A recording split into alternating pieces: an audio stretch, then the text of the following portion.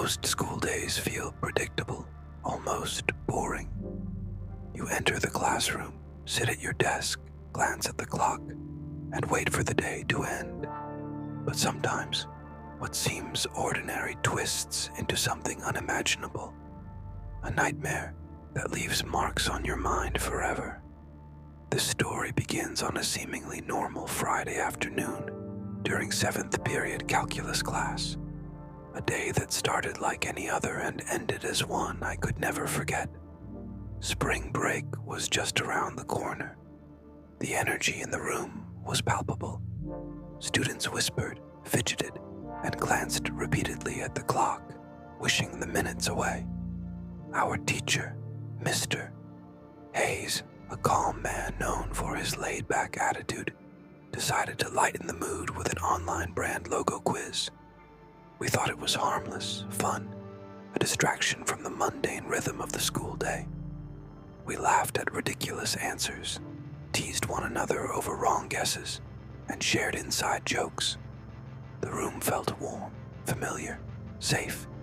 Every click of the mouse, every snicker, every whispered joke built a false sense of security. Then, the loudspeaker crackled. "Attention, all staff. This is not a drill. Begin lockdown procedures immediately." My stomach dropped. Goosebumps raced down my arms. Mr. Hayes, usually unflappable, looked genuinely frightened. He switched off the lights and guided us to the back corner. Silence fell like a heavy curtain. Fear replaced laughter instantly. We huddled together, whispering questions we had no answers to. A scream tore down the hallway. A high-pitched, frantic, blood-curdling wail that made our hearts pound. 2 girls sobbed uncontrollably, their cries echoing through the walls. Every creak, shadow, and distant whisper seemed like a threat inching closer. "Stay quiet. Don't move. Don't make a sound. Breathe slowly," Mr. Hayes whispered, his voice a fragile lifeline. Faces froze in terror. Some whispered prayers. Others could not stop shaking. Footsteps approached, heavy and deliberate. A man started banging on lockers, shouting in a voice that could freeze anyone's blood. "I'll kill all of you." My chest tightened, not just for myself, but for everyone in the room. Seconds stretched like hours. Time slowed, each heartbeat echoing fear's relentless drum. "Do you think he's coming here?" whispered a trembling voice. I can't tell. Every sound feels like he's right outside." Another whispered, "No one moves. Not a single sound." "Stay calm and trust me," Mr. Hayes said, his voice a lifeline amid chaos. The banging grew louder, now at our classroom door. "No, please," a girl screamed, her voice cracking. The sound reverberated, slicing through the tension like a knife. Minutes dragged, each heartbeat heavier than the last. I felt my pulse in my throat. Every small noise, a pencil dropping, a paper shuffle, made my body jolt. I closed my eyes, trying to imagine we were safe, but the fear was tangible. The man pounded on the door, shouting for us to open up. His voice twisted and deranged, echoing down the hallways. 2 girls' cries intensified, panic consuming the room like wildfire. "Why is this happening? Why here? Why now?" whispered a student. "Focus on your breathing. You are safe for now. Do not panic," Mr. Hayes urged softly. Adrenaline surged, every muscle in my body tensed. Thoughts raced. Possible escape routes, silent prayers, desperate scenarios. Every second stretched unbearably. Then, finally, he moved down the hall. Silence returned, fragile but sharp. 10 minutes later, the dean spoke over the loudspeaker, calm yet urgent. "A mentally unstable person has entered the building and assaulted a staff member at the front desk. The staff member fled. We do not know if the person is armed. Teachers, keep all doors locked. No student is to leave." Fear returned heavier than before. We were trapped.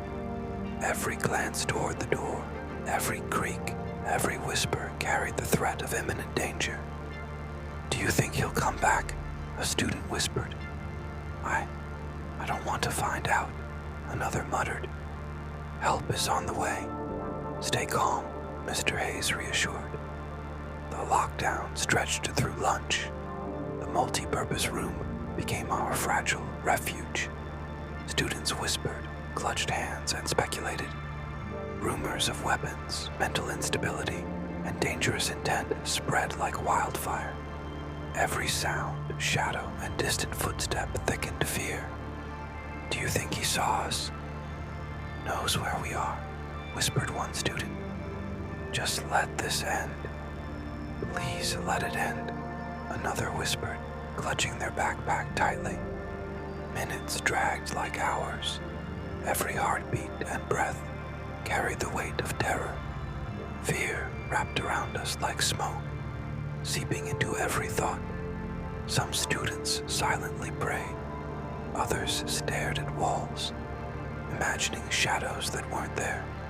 Staff discovered the man hiding in a storage closet near the back of the school. Rumors claimed he carried a .44 Magnum. Panic surged anew. He was right there, hiding. "We could have been next," one student whispered. "Yes. Stay calm. Don't panic. Help is on the way," Mr. Hayes reassured. Even knowing he was found didn't soothe our minds. Terror lingered, replaying every sound, shadow, and floor creak. Each memory, each echo, clung to our minds like a heavy fog. We were escorted back to classrooms. The echoes of fear did not leave. Some students sat motionless, staring at the ceiling, reliving every scream, every bang, every frantic heartbeat. Some cried quietly. Others whispered reassurances to themselves or anyone near them. I couldn't stop thinking about the man's eyes, the voice, the randomness of danger. Questions circled endlessly. Why us? Why that classroom? Why that day?